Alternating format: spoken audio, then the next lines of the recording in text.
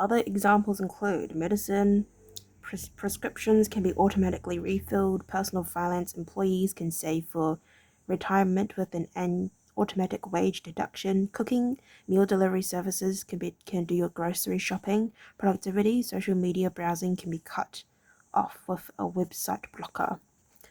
When you automate as much of your life as possible, you can spend your effort on the task mechanics. Task machines cannot do yet. Each habit that we hand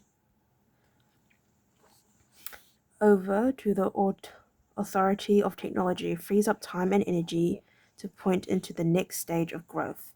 As mathematician and philosopher Alfred North wrote, civilization advances by extending the numbers of operations we can perform without thinking about them. Of course, the power of technology can work against us as well. Binge watching becomes a habit because you have to put more effort in to stop looking at the screen than to continue doing so. Instead of pressing a button to advance to the next episode, Netflix or YouTube will autoplay it for you. All you have to do is keep your eyes open. Technology creates a level of convenience that enables you to act on your smaller whims and desires. At the mere suggestion of hunger, you can have food delivered to your door. At the slightest hint of boredom, you can get lost in the vast expanse of social media. When the effort required to act on your desires become efficiently zero, you can find yourself slipping onto whatever impulse arises at the moment. The downside to automation is that we can find ourselves jumping from easy task to easy task without making time for more difficult but ultimately more rewarding work. I often find myself gravitating towards social media during any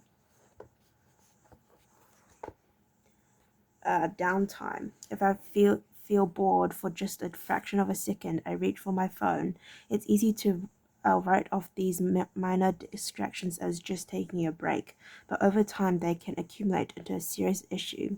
The constant tug of just one more minute can prevent me from doing anything of consequence. I'm not the only one. The average person spends over 2 hours per day on social media. What could you do with an extra 600 hours per year? During the year I was writing this book, I experimented with a new time management strategy. Every Monday, my assistant would reset the password on all my social media accounts, which logged me out on each device. All week, I worked without distraction. On Friday, she would send me the new passwords. I had the entire weekend to enjoy had what social media had to offer until Monday morning when she would do it again. If you don't have an assistant, team up with a friend or family member and reset each other's password each week. One of the biggest surprises was how quickly I adapted. Within the first week of locking myself out of the social media, I realized that I didn't need to check it nearly as often as I had been. And I certainly didn't need it each day. It had simply been so easy that it had become the default. Once my bad habit became impossible, I discovered that I did actually have the motivation to work on more meaningful tasks. After I removed the mental candy from my environment, it became much easier to eat the healthy stuff. When working in your favor, automation can make your good habits inevitable and your bad habits impossible. It is the ultimate way to lock in the future behavior rather than relying on willpower in the moment. By utilizing commitment devices, strategies, one-time decisions, and technology, you can create an environment of inevitability, a space where good habits are not just an outcome you hope for, but an outcome that is virtually guaranteed.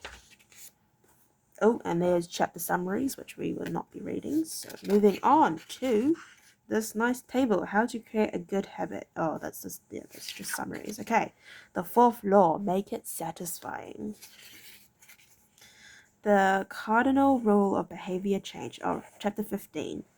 In the late 1990s, a public health worker named Stephen Lubby left his hometown of Omaha, Nebraska, and bought a one-way ticket to Pakistan. Was one of the most populous cities in the world. By 1998, over 9 million people called it home. It was the economic center of Pakistan and a transportation hub with some of the most active airports and seaports in the region. In the commercial parts of town, you could find all of the standard urban and amenities and bustling downtown streets, but was also one of the least livable cities in the world. Over 60% of residents lived in squatters' settlements and slums. These densely packed neighborhoods were filled with makeshift houses cobbled together from old boards, cinder blocks, and other discarded materials. There was no water waste removal system, no electricity grid, no clean water supply.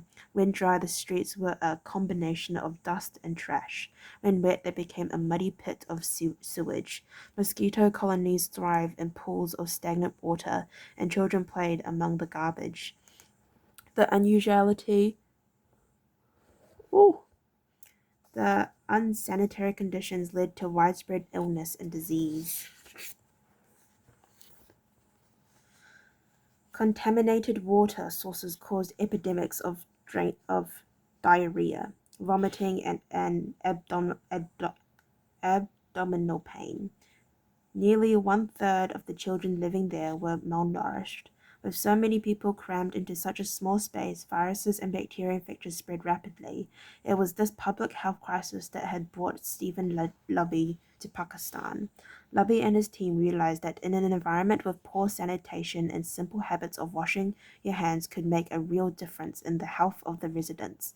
But they soon discovered that many people were already aware that hand washing was important, and yet despite the knowledge, many residents were washing their hands in a hazardous fashion. Some people would just run their hands under the water quickly. Others would only wash one hand. Many would simply forget to wash their hands before preparing food. Everyone said hand washing was important, but few people made a habit out of it. The problem wasn't knowledge. The problem was consistency. That was what Lubby and his team partnered with Protect and Gamble to supply their neighborhood with Safeguard soap. Compared to your standard bar of soap, using Safeguard was a more enjoyable experience. In Pakistan, Safeguard was a premium soap, Lubby told me. The study participants commonly mentioned how much they liked it. The soap foamed easily, and people were able to lather their hands with suds. It smelled great. Instantly, hand washing became slightly more pleasurable.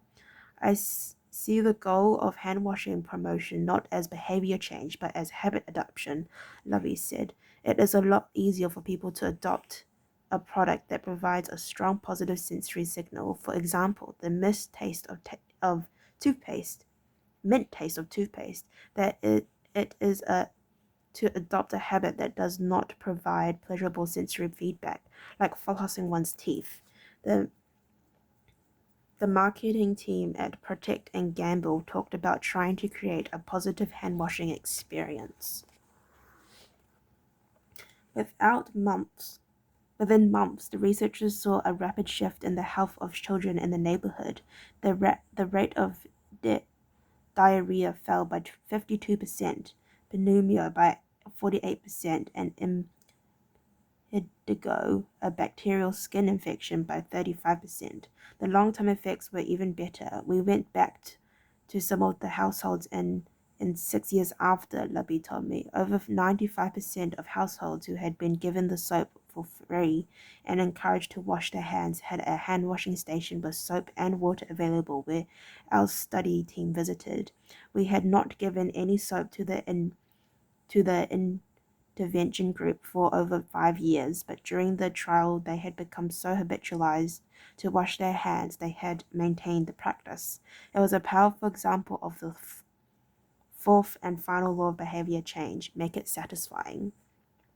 We are more likely to repeat a behavior when the experience is satisfying. This is entirely logical. Feelings of pleasure, even minor ones like washing your hands with soap that smell nice and lather well are signals that tell the brain, this feels good, do this again next time. Pleasure teaches your brain that a behavior is worth remembering and repeating.